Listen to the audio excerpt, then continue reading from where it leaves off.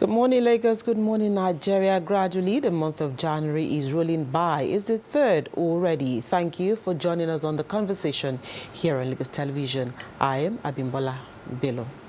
Good morning, everyone. TGIF. Yes, thank God it's Friday. I am Adibimpe Omotayo. I am Joy Olu. Welcome to the conversation. All right, it's an all-ladies affair today, and hopefully you'll also have fun on the program with us today. Let's quickly begin the show by starting with our news points for today. I don't know why this is coming up again. I remember that this was said on Monday or Tuesday when I think it was Ajibola who took that story. The NCC saying that there was no iota, you remember, Joy, no iota of truth in this, but then the telecoms are back again saying this is actually on the front burner. Joy, you do have that story. Oh, yes, so I do. Let's begin on that note. Telcos proposed 100% tariff hike awaits NCC nod. Nigerian telecommunications companies have proposed a 100% increase in their tariffs pending approval from the government. The proposal, which has been submitted to the Nigerian Communications Commission, aims to address rising operational costs, including inflation and increased service delivery expenses. Disclosure was made by the Chief Executive Officer of one of the telecoms. He expressed that it remains uncertain whether the Nigerian Communications Commission, that's the telecom regulator, will approve the proposal. According to him, the proposed tariff hike is necessary for the sustainability of the industry, which has been facing significant financial pressures due to rising operational costs. Quoting him now, "We've put forward requests of approximately 100% tariff increases to regulators. I doubt they are going to approve the quantum of increases because they are very, very sensitive to the current economic situation in the country." Despite the challenges, he expressed optimism that the regulators will make the right decision, taking into account the realities of this sector. He emphasized that the focus is on ensuring the long-term sustainability of the industry rather than short-term profitability.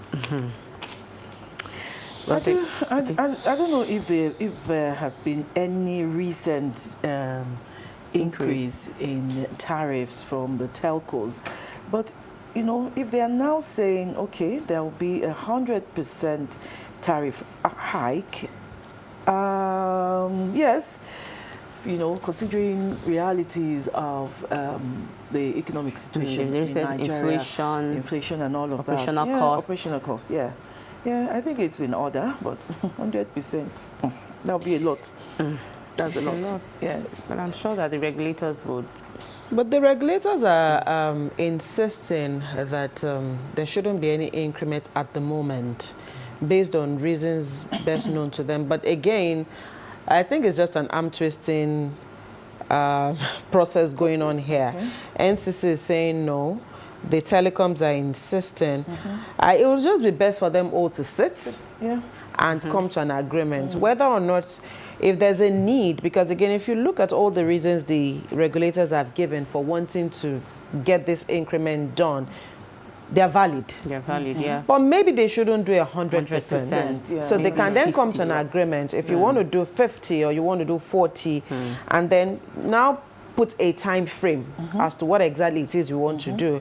But for them to also break even, there might be a need. But again, if you now look at the people who are the ones going to pay, everybody at the moment is thinking, will this be a right time?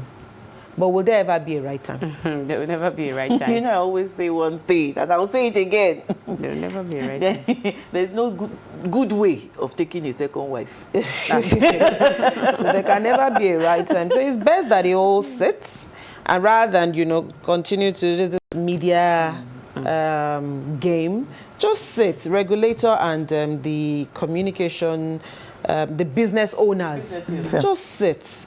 Yes, the regulator may, you know, want to come from the angle of the masses or from the what are we called, the consumers.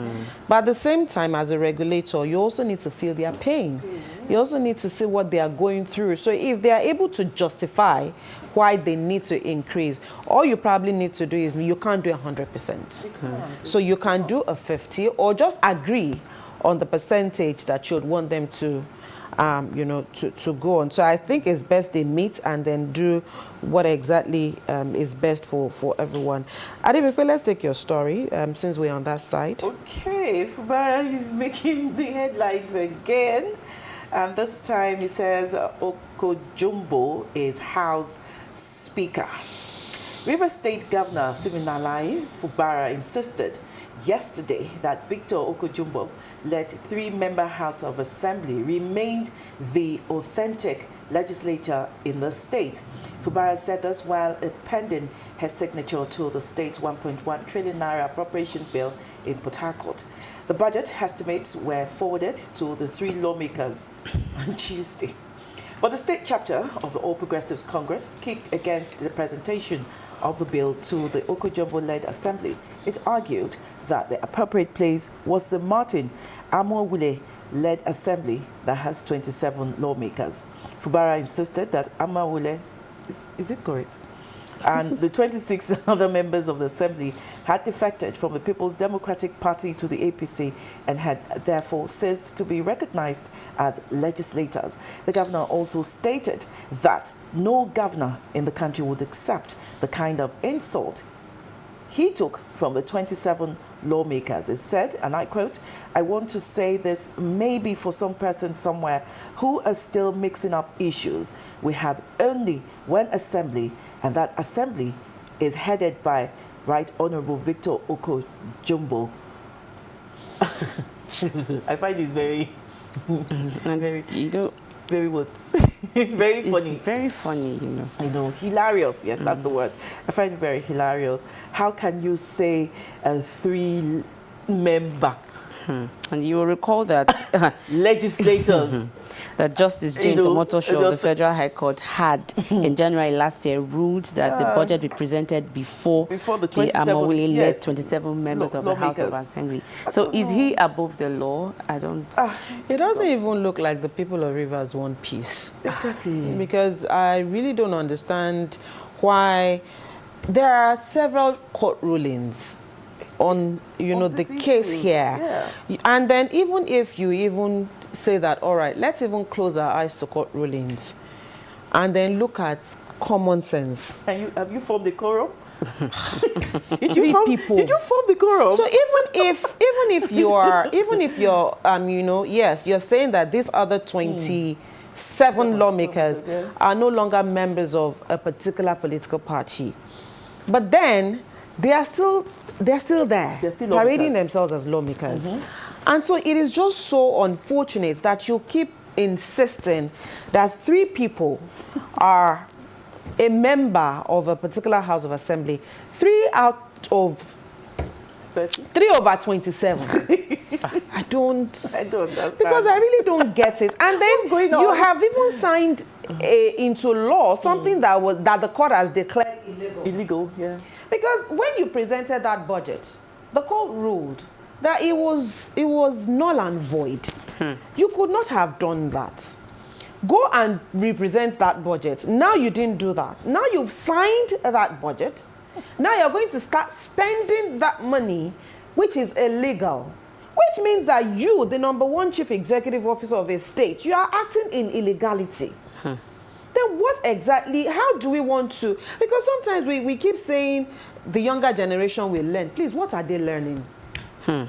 I don't understand how things are done this way. My question is that the 27 member defected to the other party. APC. Does it make them less? They are no longer legislators? No. Well, there's a ruling that says because they already vacated they cross-carpeted from one party to the other, then a by-election should be conducted. Another ruling says no. Court upon court. Another ruling says no. The fact that they cross-carpeted does not mean they are no longer lawmakers. Because we have people cross-carpeting in the National Assembly and they still remain there. They're still so there. Maybe it would take the Supreme Court to interpret this particular fiasco happening in Rivers. But for the sakes of posterity and for the sakes of leaving good examples, something needs to be done, because now this is the second or the second year of Fubara, and we're still dilly-dallying over issues that ordinarily, even the 3 lawmakers that are sitting, they are sitting in the government house. Nothing. They don't have an assembly They don't have an assembly. They don't have an assembly now. So it's Palo Assembly. So the State House is now part of the assembly. Rivers is actually on a long thing at the moment. I don't really know how this will pan out. It's a new year. I think they need to get their act. It's too early. And we're starting on a comic note in Rivers State. The third story this morning, which is the final news point that we have, NLC slams subsidy gains. Labour scores governors low as allocations rise by 1.7 trillion naira. Now, the handing of federal allocations by state government has come under scrutiny from the Nigeria Labour Congress, opposition parties and economists, as the 36th state government got a combined allocation of 5.22 trillion naira in 2024. Economists and relevant experts expressed contrasting views on the justification for the allocated funds. This scrutiny comes as President Bola Tinubu on Wednesday emphasized the critical role of state governors in driving Nigeria's development and prosperity, claiming that this accounts for why 65% of federation accounts go to states. Speaking during a New Year homage by the Nigerian Governors Forum at his Ikoyi residence, the president describes their leadership at the subnational as central to achieving food security, economic prosperity, and rapid national growth. End of quote. This is just as the president expressed gratitude to the governors for their support and collaboration while highlighting key areas requiring joint effort for the nation's progress.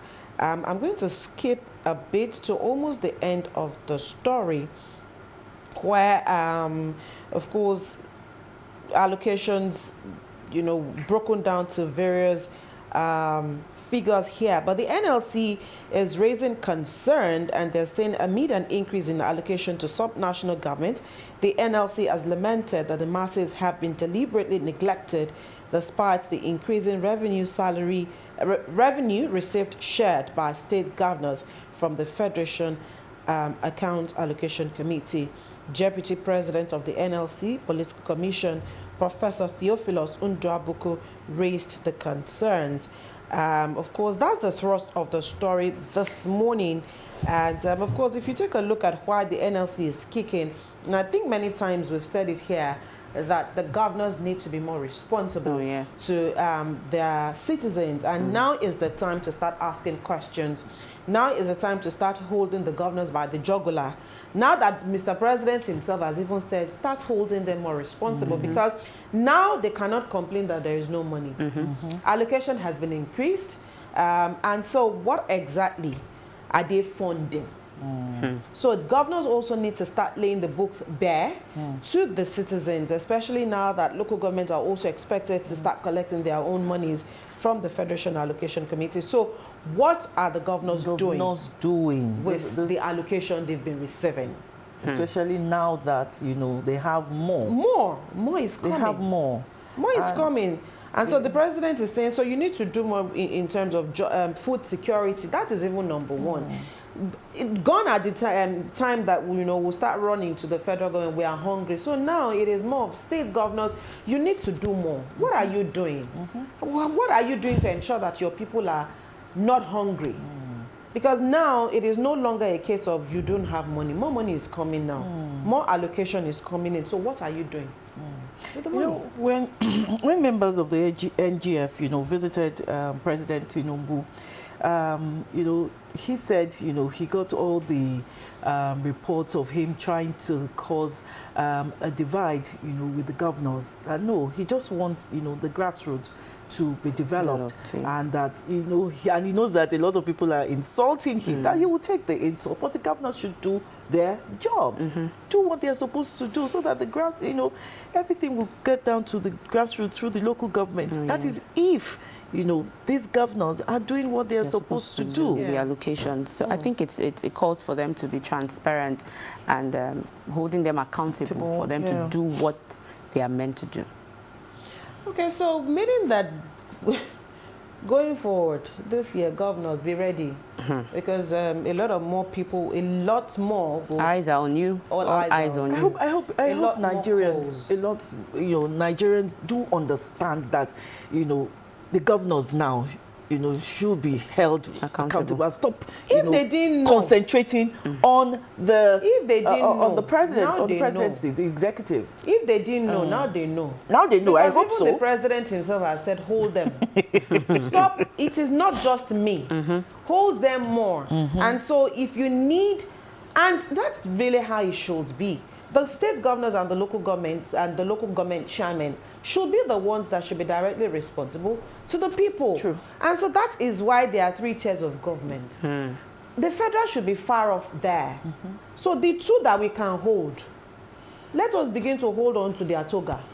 We had a guest yesterday. He said he didn't even know, when he was living in New York, he didn't even know who the governor was, but everybody knew who the mayor was. That. And that's how it should be.